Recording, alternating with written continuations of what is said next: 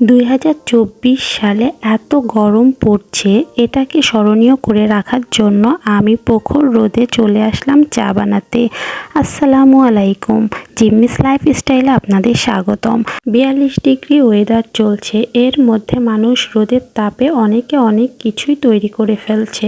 কেউ মাছ ভাজি করছে, কেউ ডিম ভাজি করছে। আমি চা বানাতে চলে আসলাম। চা বানানোর জন্য আমি রোদের তাপে পানি রেখে গিয়েছিলাম। কিছুক্ষণ পরে এসে চিনি, চা পাতা দিয়ে দিলাম।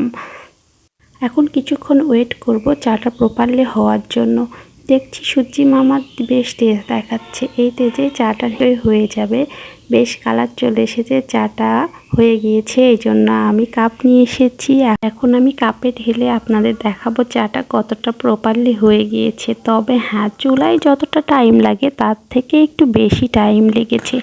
এই গরমে আপনারা সতর্কভাবে চলাফেরা করবেন, বেশি বেশি পানি পান করবেন, আমার জন্য দোয়া করবেন। আল্লাহ হাফিজ।